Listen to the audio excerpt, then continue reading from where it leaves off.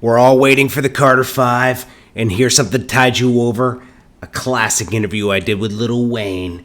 I can't wait till the Carter 5 drops. One of my favorite artists.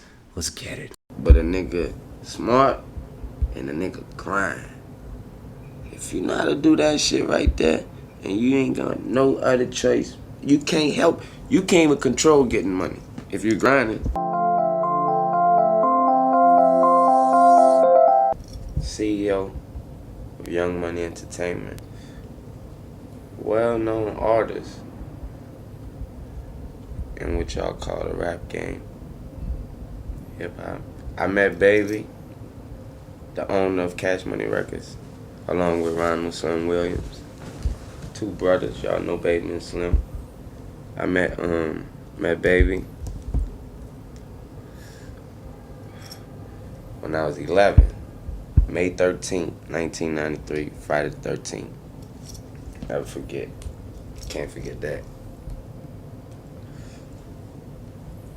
There was a former artist on that label, Lil Slim, from my block, Apple and Eagle, please believe it. Holly Grove 17 Carrollton to the Gristle.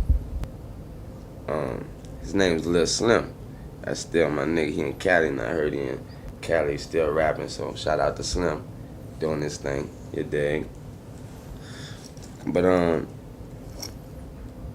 he heard me rap before on the block. And you know, he told me I'd tell Baby and Slim about you. And I grew to find out that niggas from the hood was telling him that, I ain't know this, I ain't know that niggas from the hood was telling Slim, boy, you need to put Lil Daddy on your album, because you gotta think I was 11. So you know, at that time, that was like the little hot thing to do. Put the little nigga on your album talking that gangster shit. And then I was talking my shit, so that's why niggas was like, you need to put him on your album. That little nigga writing his own shit. You know what I mean? So I spit for Baby. I met him, like I said, May 13th, whatever. It was at a record store. Lil Slim was there, the artist, the dude. And he introduced me to Baby and them, and I spit for Baby, and you know, they gave me a card, and I ain't never stopped calling the number on that motherfucker. It was two numbers on there. It was 522-3660 and 596-5109. The 3660 was the office number.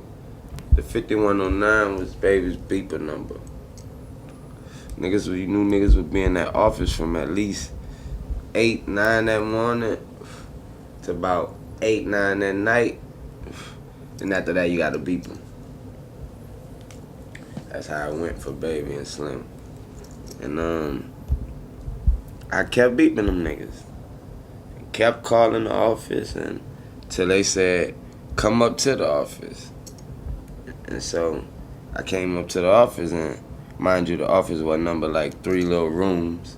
So there was nothing to do in the office but sit around the office and write raps all damn day. So that's where, bang, your story starts.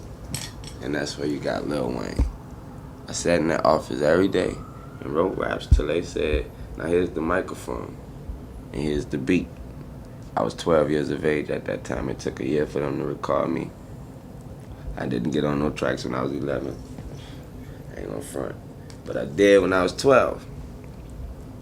And I remember lying on the rap saying that I was 13, because back then the cool thing to do was be older. You dig? Now the cool thing to do is just be your age. But like I said, back then I did my 1-2 thing. You know, I sculpted, created who you got here now. The dude I told you about earlier. Me. I go hard in the paint with this rap shit. Real hard. I take it real seriously. I take every single thing I do, every word, every letter, every sentence, every phrase, every quote, every chorus, every verse, every bridge, every intro, every outro. Personally.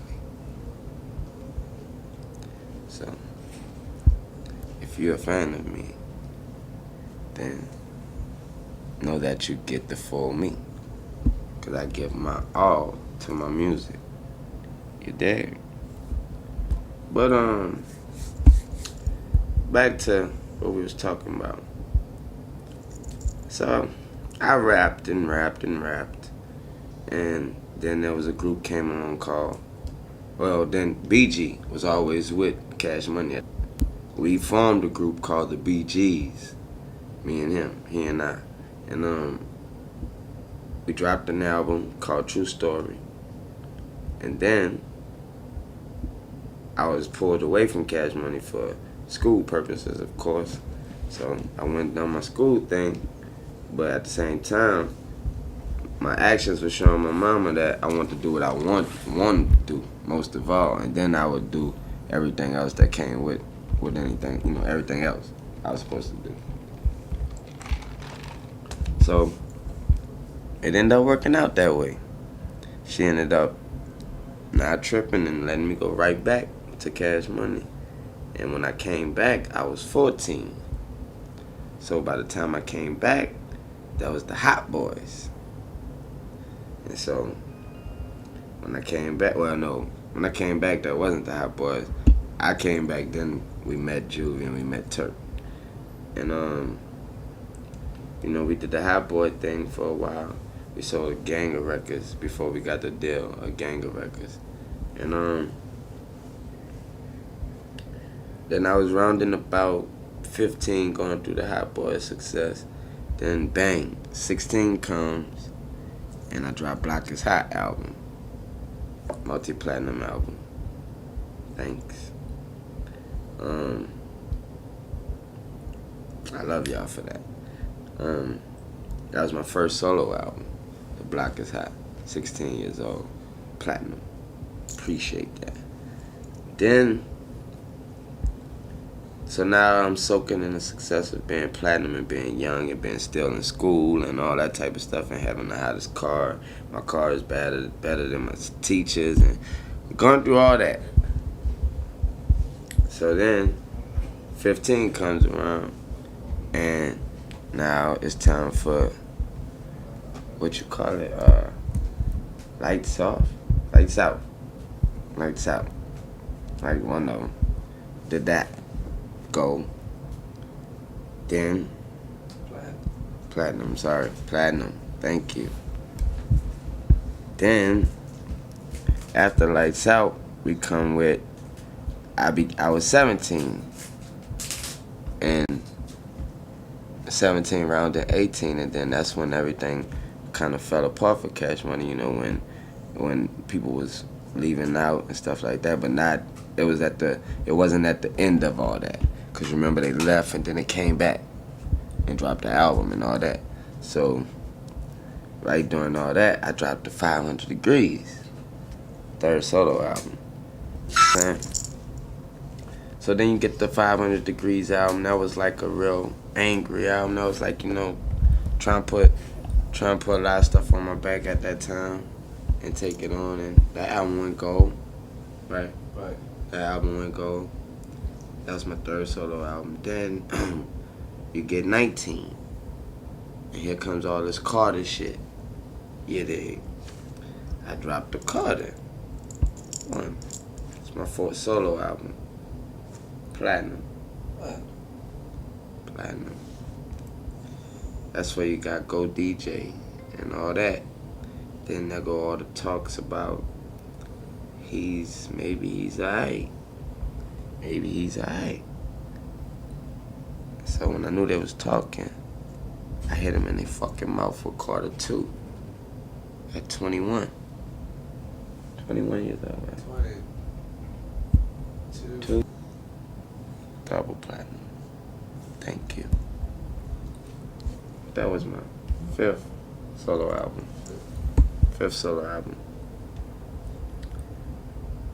And here we are, history.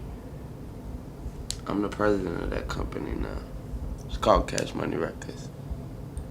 And in part to that, I've been blessed with Young Money Entertainment, which is another canal, an avenue for me to creatively shed a light on other artists and other talent, And of course, Cash Money is another stage and another stage where new talent can, be found. But the reality of my day is,